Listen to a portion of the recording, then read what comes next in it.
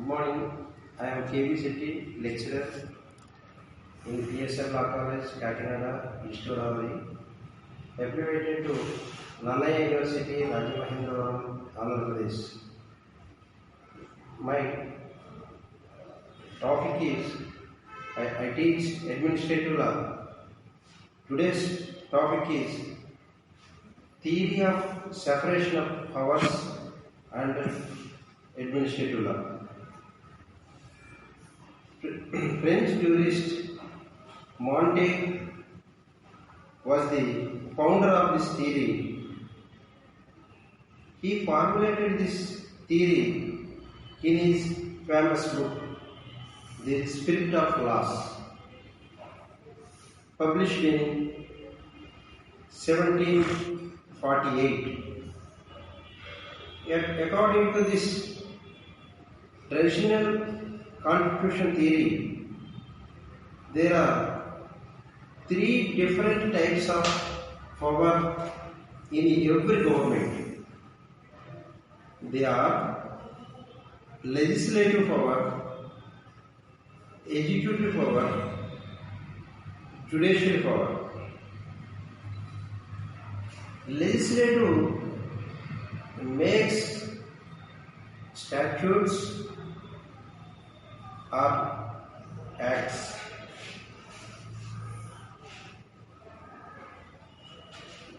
The acts passed by the legislature will be examined by the judiciary whether the law made by the legislature is according to the constitution or contrary to the constitution.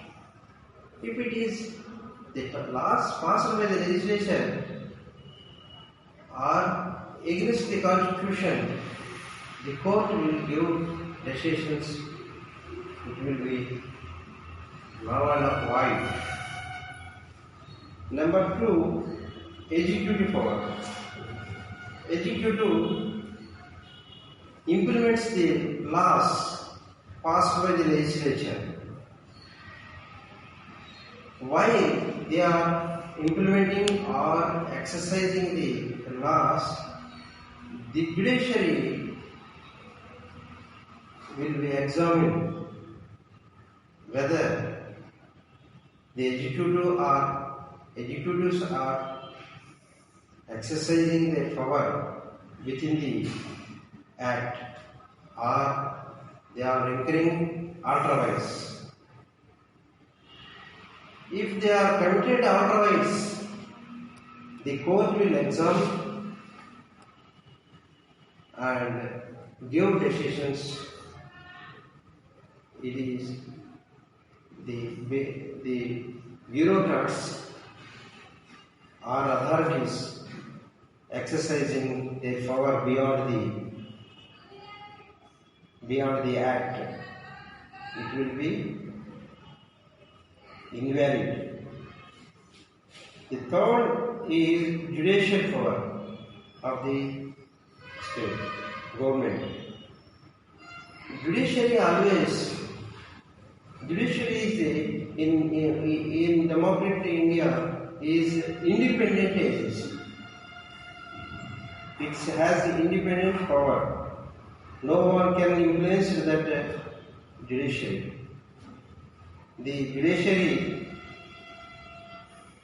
controls over the legislative as well as executive.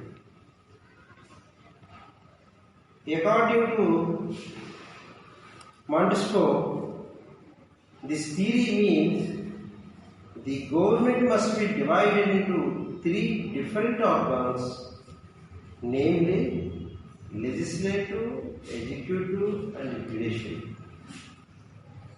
Legislative, executive and the judiciary functions should be distributed and placed among distinct or separate body of powers. According to this, one organ of the government, whether legislative or executive or judiciary should not exercise the functions of the other two organs. Executive cannot exercise the functions of the legislative or judiciary. Judiciary cannot exercise the functions of the executive or legislative.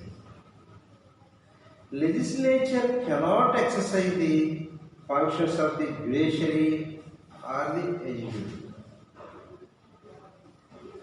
One organ of the government should not interfere, control or review the functions of other organs of the government. The theory of separation of powers accepted a powerful influence on the framers of the American Constitution. USA has adopted this doctrine as modified by the doctrine of checks and balances. Under the Indian Constitution, also the principles of separation of powers is recognized, as well as United States. There is no rigorous separation of powers, and the theory of checks and balances is being followed by the Indian Constitution. The principles of checks and balances underline that the doctrine does in the sense that none of the three organs, the rule of law and administrative law. Rule of law is the basic principle of the English Constitution, and this doctrine is accepted by the US and as well as India also. The entire basic of administrative law is the rule of law, and delegated legislation is the backbone of administrative law. According to the Dicey, his concept is one of the well-known jurists of England, and he has written a famous book, Law of Constitution. One should know the difference between administrative law and rule of law. People who are in government job have a different law from ordinary citizens, and the rule of law is equal for everyone, whether he is Prime Minister of India or a normal clerk working in an office.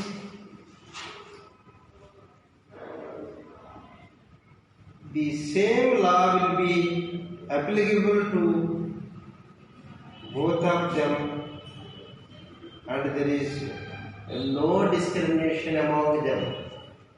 Here means, according to the eye of law, all are equal before law. Whether he is in higher position, a good position, or lower position, the law, according to the rule of law, the law is applicable to all in same manner.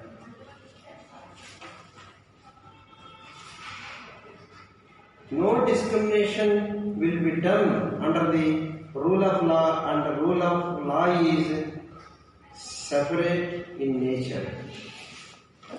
Dicey was against making different rules for a different class of people. So he stood by against this concept and promoted the idea of rule of law. Here, a term is used. Joint administration was introduced by Napoleon, and in France it was known as joint administrative. France was having separate administration court for dealing with the matter. According to this action by the citizens against an official,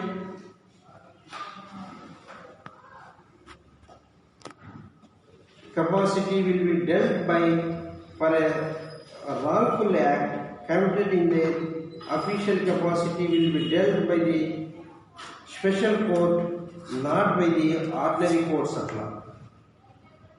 Joint administrative does not consist of rules and law made by the French Parliament, but it includes a rule which is developed by the judges of the administrative court. The doctrine of rule of law has three meanings in Diceyhood. Supremacy of law. The rule of law, according to the rule of law, the law is having nature of supremacy of law. According to it, according to the doctrine of rule of law, equality before the law means the law is applicable to everyone, whether their status or position is. The predominance of a law spirit. Next, merit and demerits of the Dicey concept. Merits help in making limits to the power of administrative authorities.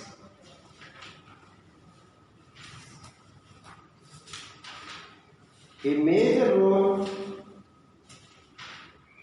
in growth and recognition of administrative law. Number 3, act as a scale for the test of administrative action.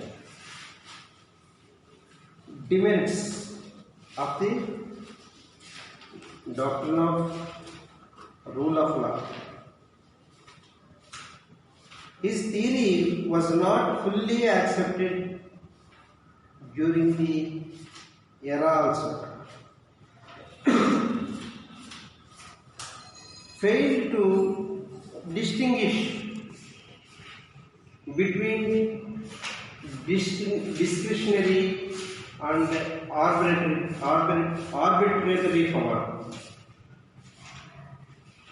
He misunderstood the concept of joint administration, which was actually successful in France. Rule of law. Rule of law is a product of struggle by the people